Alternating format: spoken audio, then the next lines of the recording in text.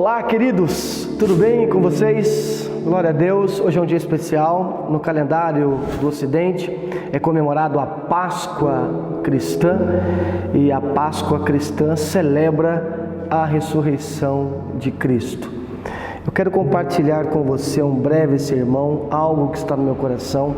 Isso será edificante à sua vida espiritual, à sua caminhada cristã. Por falar em ressurreição, eu tenho uma pergunta. E a pergunta é: por que após a ressurreição, Jesus não apareceu àqueles que o mataram? Grave essa pergunta. Por que após a ressurreição, Jesus não apareceu àqueles que o mataram? Não é interessante? Em Atos, capítulo 1, versículo 3, a Bíblia diz: depois do seu martírio, Jesus apresentou-se a eles. A eles quem? Aos seus discípulos. E deu-lhes muitas provas incontestáveis da sua ressurreição. Apareceu-lhes por um período de 40 dias seguidos e ensinando-lhes acerca do reino de Deus. É importante, querido, nós gravarmos, nós entendermos que a ressurreição, ela se tornou o tema central da pregação do Evangelho. Então é importante nós entendermos o porquê Cristo não apareceu àqueles que eram seus inimigos, ou se achavam inimigos de Cristo, e apareceu aos seus discípulos. Não é interessante isso? Porque ele poderia ter batido lá na porta de Caifás, de Pilatos, a autoridade romana, dos líderes do templo, das lideranças religiosas, dos fariseus, dos saduceus, dos escribas, dos doutores da lei, e dizer assim, com uma resposta meio que vingativa, autoritária: e aí, vocês não acharam que poderiam ter me matado? Eu não morri não, está aqui, ressuscitei. E agora, o que vocês vão fazer? Mas ele não faz isso. Na nossa mentalidade humana seria conveniente, pronto, Jesus agora aparece lá com o corpo ressurreto e todo mundo o aceita como Messias. Mas não, ele se apresenta aos seus discípulos.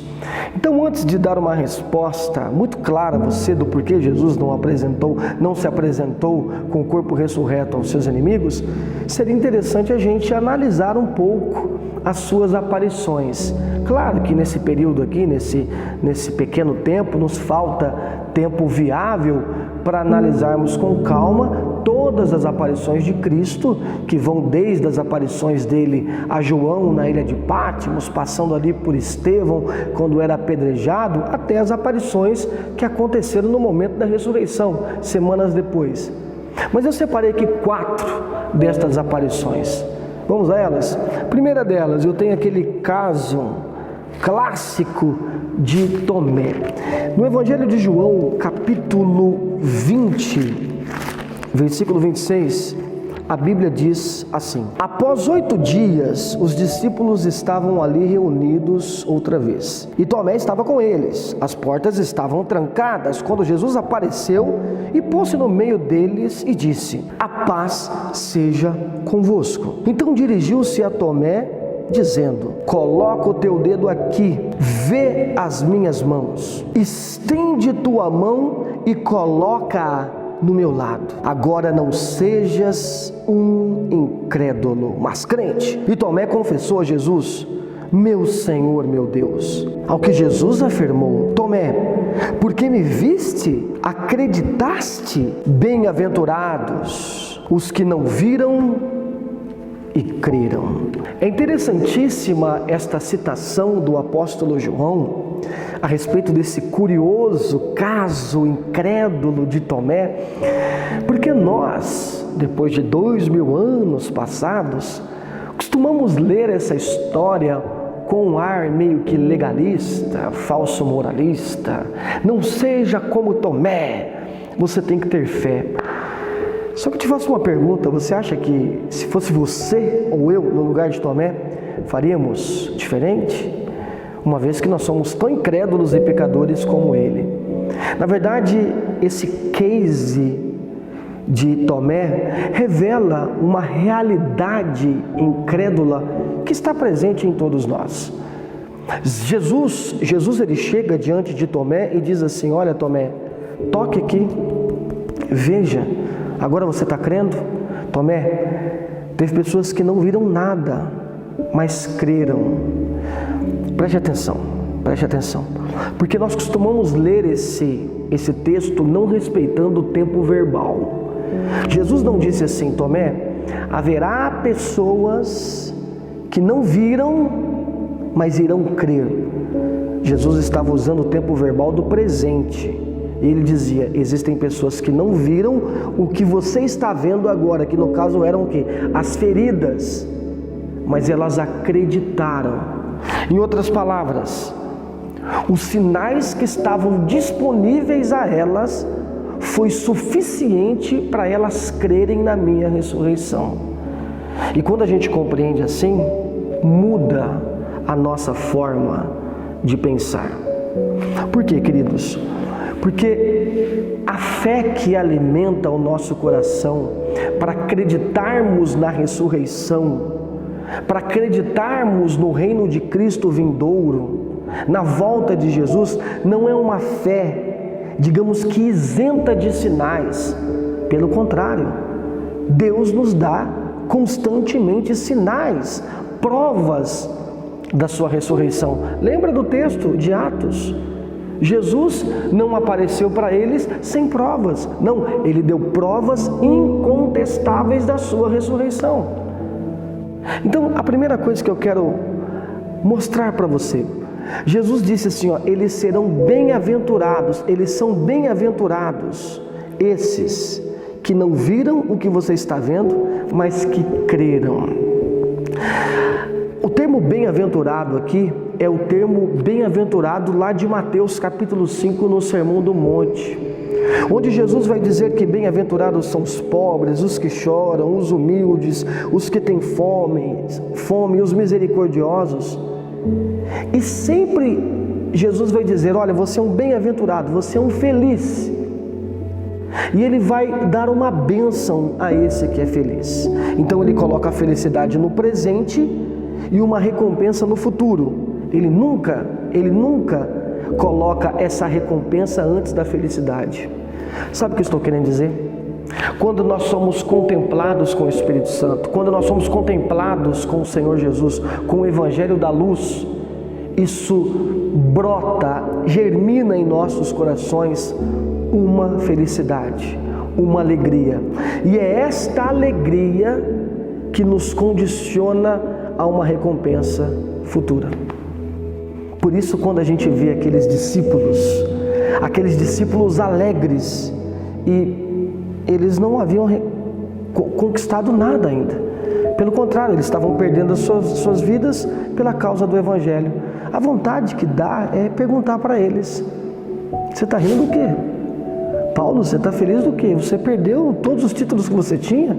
Pedro, João, vocês estão rindo do quê? Vocês estão sendo açoitados? Estão apanhando diante do sinédrio? Então, a primeira coisa que eu quero que você observe é que a alegria do Espírito Santo, por isso ele é o Paracletos, o Consolador, a presença de Cristo em nós, nos condiciona a uma alegria, que no caso aqui o termo bem-aventurado, no grego makarios, é uma alegria que ela é independente das circunstâncias e das situações exteriores, mas ela flui em nossos corações, garantindo uma esperança de uma recompensa futura. Isso é maravilhoso. Era isso que Cristo estava dizendo para Tomé. Algumas pessoas estão percebendo os sinais que eu estou dando e eles são suficientes. Querido, não importa qual é o cenário, não importa qual é o exterior, o que vale são os sinais que o Senhor Jesus tem ministrado em seu coração. É desta alegria que brota a esperança, para que você creia na recompensa eterna, na recompensa futura. Amém? Vamos a um segundo caso. Eu quero usar aqui um caso que nós quase não usamos, que é a aparição de Cristo para esse grande homem, Paulo, quando ele estava a caminho de Emaús. Leia comigo o que diz Atos, capítulo 26, versículo 12. Em uma das viagens estava me dirigindo para Damasco com autorização dos chefes dos sacerdotes e por eles próprios comissionado. Entretanto, por volta do meio-dia, ó rei, estando eu a caminho, vi uma luz do céu, muito mais brilhante do que o sol, resplandecendo em torno de mim e dos que caminhavam comigo. E caindo todos nós por terra, ouvi uma voz que falava em aramaico: Saul, Saul, por que razão me persegues? Porquanto resistires ao aguilhão, só te causará sofrimento. Ou na João Ferreira de Almeida, duro é contra ti recalcitrar contra os meus aguilhões. Foi quando indaguei: quem és tu, Senhor? Ao que replicou o Senhor: sou Jesus, quem tu estás perseguindo. Agora, pois, levanta-te e apruma-te em pé. Foi para isso que te apareci, para te converter em servo e testemunha, tanto das maravilhas que vistes da minha parte, como daquelas que te manifestarei. Irei livrar-te desse povo e dos gentios, para os quais te envio. Cara, que coisa fantástica! Paulo, o implacável, o perseguidor, aquele que matava crianças, mulheres que eram cristãos por zelo à lei de Deus, está caminhando para Damasco. Não era meia-noite, não era 10 horas da noite, era de dia, o sol estava lá, uma luz mais forte do que o sol do meio-dia, implacável, bate no olhar desse cara e ele fica cego, ele cai no chão. E uma voz fala: duro é contra ti recalcitrar contra os meus aguilhões. O que seria isso? Aguilhão era aquilo que prendia o boi. Doía tanto no boi que ele dava um coice para trás. Olha o que Jesus está dizendo para Paulo: eu estou condicionando você à minha vontade. E o sinal está claro, a luz do meio-dia. E você está fazendo o quê? Está doendo, né? Você está dando coice, está difícil, não adianta, eu vou cumprir a minha vontade na sua vida. E esse cara, de um perseguidor implacável, agora começa a fugir, a ser apedrejado, andar de lá para cá, pregando o Evangelho de Cristo. Paulo, quem te viu e quem te vê. Quando Jesus, com seus sinais implacáveis, toca o coração do homem, não tem o que ele fazer. Isso aqui é a graça irresistível, clara. Ele faz a vontade dele, o que resta aos homens é ceder. Sabe o que eu quero chamar a sua atenção, querido? Eu quero chamar a sua atenção porque as pessoas andam dizendo assim, ó: não, você tem que crer e não precisa ver. Pois é, se Paulo não tivesse visto aquela luz fortíssima ao meio-dia, ele não creria em Jesus, mas ele só creu porque ele viu. Sabe o que eu estou querendo dizer? Eu não estou querendo dizer que o justo viverá por vista, pela vista carnal, mas o justo, sim, ele tem que viver pela vista espiritual. Ele não tem que crer naquilo que Cristo não mostrou, mas ele tem que crer nos sinais que Cristo mostrou. E isso é fantástico. Porque Cristo não vai te chamar no meio do escuro e vai dizer assim, ó: anda aí, não vou te mostrar nada. Não, Cristo vai te chamar, mas no decorrer da caminhada com Ele, haverão sinais que Ele mandará. E são nesses sinais que você tem que crer, que confiar, que acreditar, porque são eles que alimentarão a sua esperança. Eles transformarão a sua forma de agir, de andar e de pensar. Então, primeiro, lembre-se, quando Tomé vê, Jesus diz assim: eu estou tendo que mostrar algo para você que eu não mostrei para os outros. Primeira coisa, quando Cristo falar ao nosso coração, uma alegria alimentará a nossa esperança. E no caso de Paulo, esta alegria que alimenta a nossa esperança nos transforma. Vamos ao terceiro caso. Eu quero falar de Maria Madalena. Leia comigo João, capítulo 20, versículo 14. Assim que disse isso, olhou para trás e viu Jesus em pé, mas não reconheceu que era ele. Jesus perguntou: mulher, por que você está chorando? A quem procuras? Maria, imaginando que fosse um jardineiro, rogou: se tu o tirasses daqui, dize-me onde o colocastes e eu o levarei. Então Jesus a chamou Maria, e ela, voltando-se, exclamou também em aramaico, Rabone, que quer dizer mestre. Recomendou Jesus: não me segures, ainda não voltei para o Pai, mas vai, e ao encontrar os seus irmãos, dize-lhe assim: estou ascendendo ao meu Pai e vosso Pai, para o meu Deus e vosso Deus. Assim foi Maria Madalena e anunciou aos discípulos: eu vi o Senhor, e contou-lhes tudo o que o Senhor lhes dissera. Que coisa fantástica! Mais um sinal. A ressurreição é uma prova viva. Não é fantástico isso? E quando Jesus aparece para Maria Madalena, ele não aparece brigando com ela e dizendo: está chorando por quê? Eu não disse que iria ressuscitar. Mas ele chama Maria. Opa! Jesus tinha um modo carinhoso de chamar os seus discípulos. E quando Jesus utiliza esse nome carinhoso, ou seja, o nome que havia intimidade e identificação, ela diz: Rabone, mestre. Ela corresponde também com a intimidade. Querido, na sua vida comum, na sua vida ordinária, no dia a dia, na segunda-feira, na terça-feira, todos os dias, Cristo, através dos seus sinais, alimentará a sua esperança. Encha-se de alegria, seja transformado por isso e corresponda com intimidade. Sabe o que Maria fez? Ela foi agarrar Jesus e Jesus disse: não, agora não é hora de me agarrar, agora é hora de contar para os seus amigos. E ela sai correndo alegre e vai contar. Assim deve ser a vida do cristão, do discípulo de Cristo, aquele que viu os sinais, que alimentou o coração com fé por aquilo que Cristo fez, que está sendo transformado. Seu desejo deve ser comunicar, falar para todo mundo. É por isso que Jesus não apareceu para os incrédulos, ele apareceu para os crentes. Por quê? Porque quem testifica a ressurreição é aquele que crê. Fale para todo mundo aquilo que Cristo tem feito na sua vida. Comunique com todos a beleza do Evangelho. Vamos ao último caso para a gente dar a resposta do porquê Jesus não apareceu aos seus então supostos inimigos. Eu quero falar sobre aqueles discípulos que estavam indo a caminho de Emaús, em especial aqui aquele que é identificado, que é o Cleopas.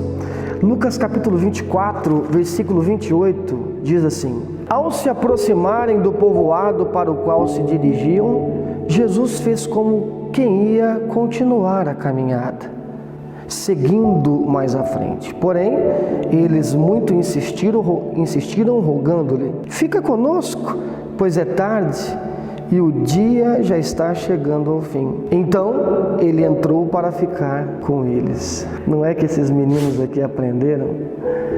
Quantas vezes Jesus comeu com estranhos? Quantas vezes Jesus comeu com os pecadores? Quantas vezes Jesus comeu com peregrinos? E esses homens judeus estavam indo para Emaús tristes. E Jesus, ele aparece não como um judeu, mas como um peregrino. E eu acho lindo esse jeitinho de Cristo, né? Jesus dá um caô ali e diz: gente, obrigado pela companhia, vou continuar a viagem. A pegadinha aqui do malandro, né? E olha que eles dizem: tchau, vai com Deus. Não vamos comer com você não, você é um peregrino. Judeu não come com peregrino, judeu não come com estrangeiro, judeu não come com desconhecido. Não. Eles estavam identificados com Cristo, estavam acostumados com a ideia de um Messias que veio para todos, não só para judeu, mas para os gentios. E eles disseram: entra com a gente, come com a gente. E foi naquela ceia que, ao partir o pão, novamente, sinal de identidade, sinal de intimidade, eles disseram: é Jesus. Sabe, queridos, é hora de fluir uma alegria em nosso coração pelos sinais que Cristo tem nos dado. Lembra do que Paulo disse? Paulo disse: olha, o mundo não consegue enxergar a luz do Evangelho porque o Deus deste século cegou os corações. Nós somos aqueles que, como Paulo em 1 Coríntios 13:12 disse: hoje eu vejo ele meio que por detrás de um material polido, como se fosse um metal de bronze, de prata, mas haverá um dia que eu verei face a face. Ou seja, hoje os sinais ainda não são plenos, mas eles existem, eles alimentam a nossa fé, eles nos transformam. Então, se Ele nos coloca nesta condição de proclamar o Evangelho, para quem que ele tem que ser proclamado? Para todos. Não temos que compartilhar as belezas do Evangelho apenas com as pessoas dentro da igreja, mas com todos, como esses homens. Eles aprenderam tanto com Jesus, que eles convidaram quem para comer com eles? Um peregrino, em outras palavras, um estranho. Que em nome de Jesus você seja esse discípulo, que você alegre o seu coração por aquilo que Cristo tem feito, que você seja transformado por isso e que haja no seu coração o desejo de falar do amor dele para todos os homens. Bom, eu quero finalizar esse sermão então dando a resposta do porquê Jesus não foi lá falar com os seus, com aqueles que não acreditaram nele. Por que ele não apareceu ressurreto para os doutores da lei e apenas para os seus discípulos? Porque a ressurreição é dada apenas para discípulos. A ressurreição nada mais é do que um testamento, do que uma comprovação para esse discípulo de Cristo, que é um pecador, que sabe que a sua vida estava condenada à morte. É uma verdade provada para ele, que agora é possível ele acreditar na vida eterna. A ressurreição é a prova de que a vida venceu a morte. A ressurreição é a garantia para a nossa eternidade. Então, a evangelização nada mais é do que a proclamação da ressurreição. É a proclamação daquelas pessoas que estão fascinadas com uma verdade que foi compartilhada. A ressurreição é a prova viva de que pela primeira vez o sacrifício saiu vivo da expiação e ele é Jesus. Amém? Essa é a resposta. Se você crê na ressurreição, é porque você é um discípulo de Cristo. Se alegre por isso, seja transformado por isso, proclame isso para todos. Jesus é a nossa Páscoa. Que Deus te abençoe cada vez mais. Tenha uma ótima semana. E se você foi edificado com esse breve sermão, você pode cooperar também com a nossa comunidade. A Igreja Liberdade em Cristo é uma porta aberta na cidade de Guarulhos, que tem ajudado inúmeras pessoas por mais de 4 anos, psicologicamente, espiritualmente. E nós vamos colocar aqui na tela os dados do Pix, a conta da igreja, e você pode fazer a sua doação, seja em orações, espiritualmente, ou também seja de forma material, ok? Nossa casa de oração é compromissada com o Evangelho reformado, simples, genuíno de Cristo, e eu peço que você nos ajude na medida do possível. Faça isso com alegria, porque será bênção em nossas vidas e também na sua vida. Deus abençoe.